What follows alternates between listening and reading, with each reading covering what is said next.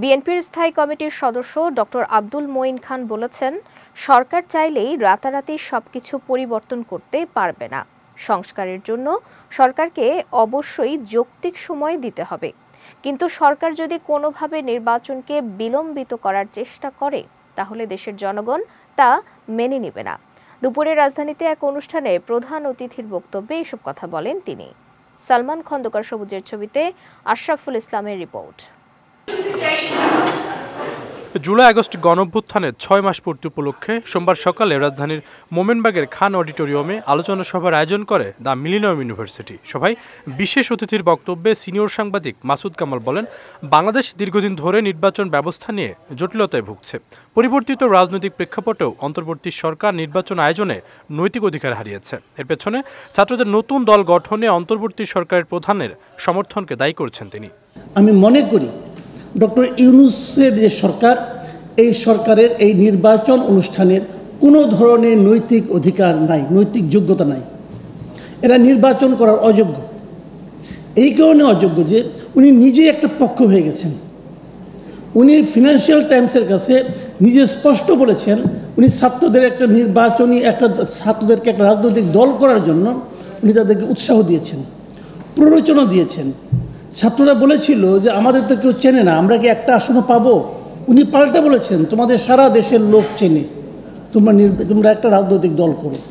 তো উনি যদি একটা রাজনৈতিক দল করার জন্য উনি পরিচিত করে থাকেন, তাহলে সেই দলের প্রতি ওনার কি কোনো সিম্প্যাথি, কোনো ভালোবাসা, কোনো ফিলিংস কাজ করবে না?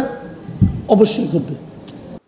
অনুষ্ঠানের প্রধান অতিথির বক্তব্যে বিএনপির স্থায়ী কমিটির সদস্য ডক্টর আব্দুল মঈন খান বলেন, সরকার চাইলেই রাতারাতি সবকিছু পরিবর্তন করতে পারবে না, কিন্তু সরকার যদি কোনোভাবে নির্বাচনকে বিলম্বিত করার চেষ্টা করে তাহলে দেশের মানুষ তা মেনে নেবে না।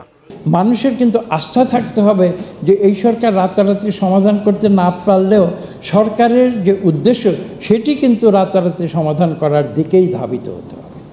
সরকার যদি কোনো এক্সকিউজ বা কোনো কারণ দেখিয়ে বা প্রিটেক্সট দেখিয়ে যদি তারা নির্বাচনকে বিলম্বিত করতে চান, আমি নির্বাচনকে বিলম্বিত করার অর্থ এভাবে বলছি যে এই দেশ যে রূপান্তরিত হবে স্বৈরাচার থেকে গণতন্ত্রে, এই রূপান্তর প্রক্রিয়াকে যদি বিলম্বিত করতে চায় সরকার, তাহলে কিন্তু বাংলাদেশের মানুষের চোখকে তারা কেউ ফাঁকি দিতে পারবে না।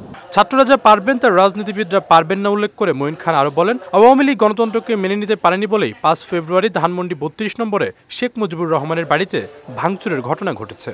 আওয়ামী লীগ কি এই সত্যটি বুঝতে পারে না যে এই অ্যান্টাই এস্টাবলিশমেন্ট বাঙালি ৫ বছরের ভিতরে এমন হতে পারে যে পরবর্তীতে আবার যদি একটি সুষ্ঠু নিরপেক্ষ নির্বাচন হয়, এই মানুষেরাই আবার হয়তো অন্য একটি রাজনৈতিক দলকে পড়বে। এই সত্যটি বুঝতে পারেনি বলেই আজকে আওয়ামী লীগের এই পরিণতি হয়েছে, এবং তারই ধারাবাহিকতায় আপনারা দেখেছেন যে ৫ই আগস্টের ৬ মাস পরে ৫ই ফেব্রুয়ারি সারা রাত ধরে পরবর্তী ৬ তারিখে কিভাবে এই ঘটনাগুলো ঘটেছে। এ সময় গণসংহতি আন্দোলনের প্রধান সমন্বয়ক জুনায়েদ সাকি বলেন, সরকারের থেকে ছাত্ররা নতুন রাজনৈতিক দল গঠন করে নির্বাচন করলে দেশের মানুষ তা মেনে নেবে না। আশরাফুল ইসলাম, বিজয় টিভি, ঢাকা।